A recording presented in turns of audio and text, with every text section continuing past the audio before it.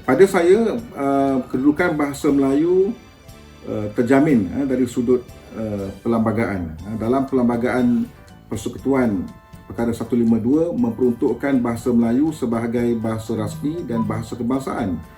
Begitu juga dalam Akta Bahasa 1963 dan Akta Bahasa 1967 juga memperuntukkan bahasa Melayu sebagai bahasa rasmi. Dari sudut bahasa pengantar pengajian, Akta Pendidikan 1961 dan Akta Pendidikan 1996 juga telah menjelaskan secara terperinci tentang penggunaan bahasa Melayu sebagai bahasa pengantar pendidikan.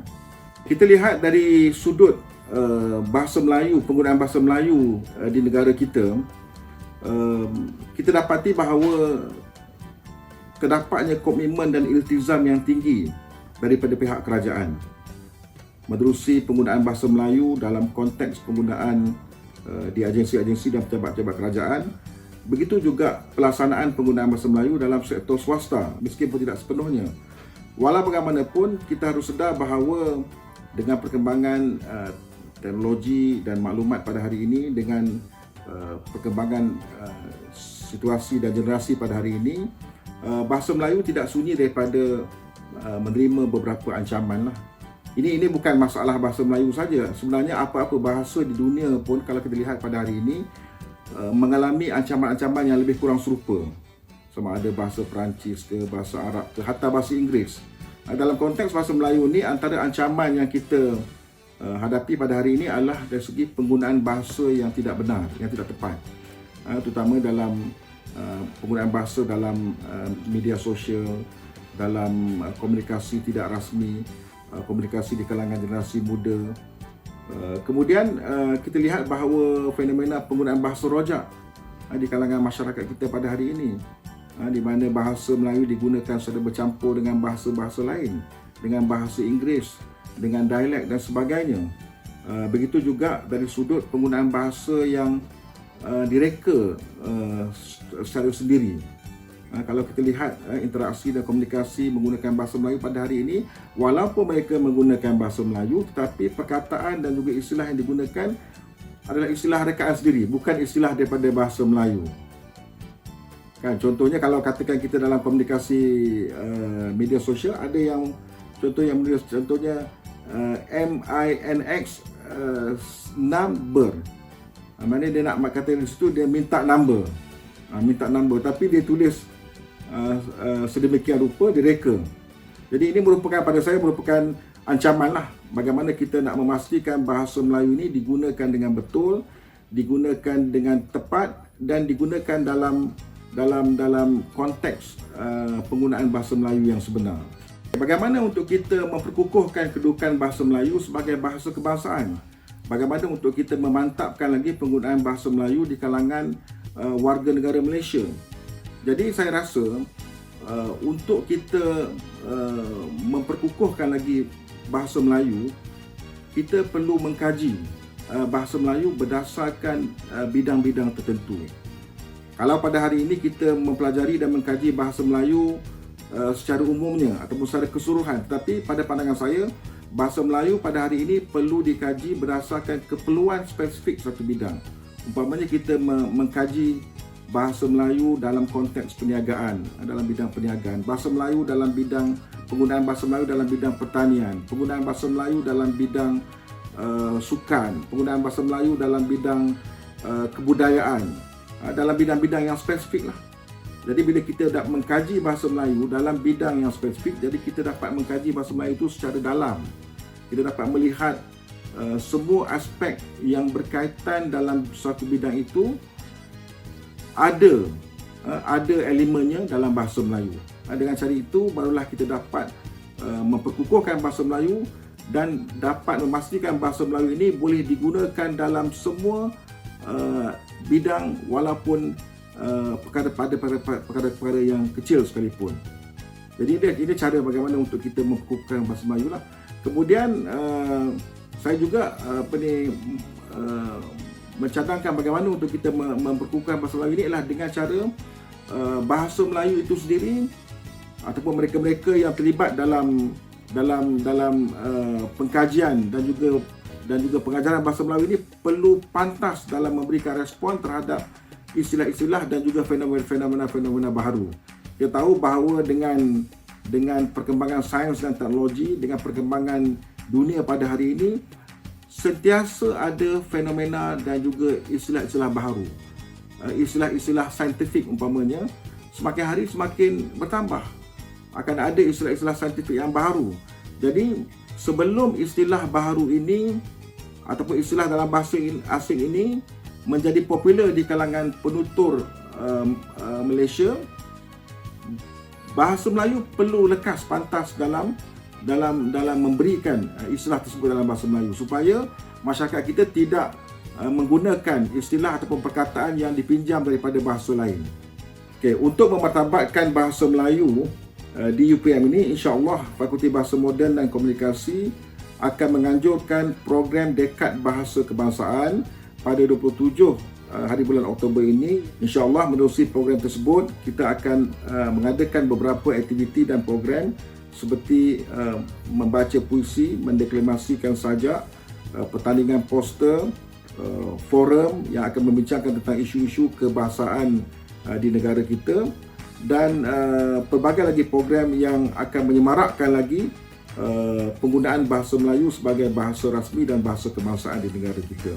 Jadi saya menyerulah kepada semua untuk sama-sama menyertai program ini sebagai tanda menunjukkan kita sayang dan cinta kepada bahasa Melayu sebagai bahasa rasmi dan bahasa kebangsaan kita.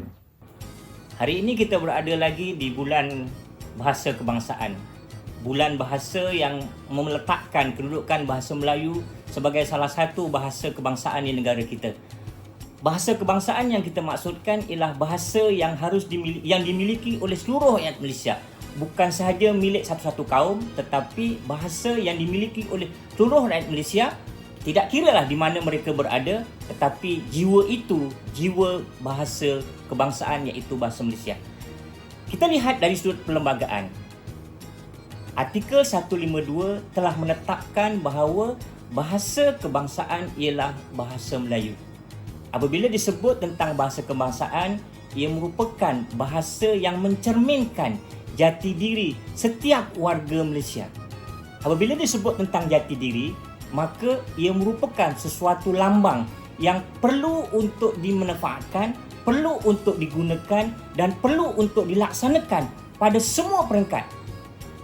Oleh sebab itu, apabila kita meletakkan tentang kedudukan bahasa kebangsaan ini, maka tanggungjawab seluruh rakyat Malaysia ialah untuk meletakkan kedudukan bahasa di tempat yang sewajarnya. Hal ini selaras dengan pandangan yang telah dikemukakan oleh almarhum Perdana Menteri Malaysia yang pertama bahawa sebuah negara yang maju sewajarnya memiliki sebuah bahasa kebangsaan yang dimiliki oleh seluruh rakyat Malaysia. Maka dalam konteks ini, bila kita bercakap tentang soal bahasa kebangsaan ini, sudah tentu kita bertanggungjawab untuk meletakkan kedudukan bahasa itu pada tempat dan pada kedudukan yang sewajarnya.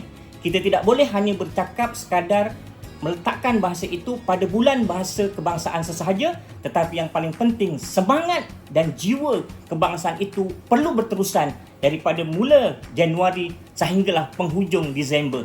Kita tidak mahu bulan bahasa kebangsaan bersifat bermusim, kerana sifat bermusim ini hanya sekadar mengada-adakan. Dalam konteks kita nak meletakkan kedudukan bahasa kebangsaan sebagai bahasa yang berada pada martabat yang tinggi ini, kedudukan yang paling penting ialah peranan yang harus dimainkan oleh seluruh rakyat Malaysia. Tidak kira siapa, tidak kira kedudukan dan tidak kira di mana kita berada.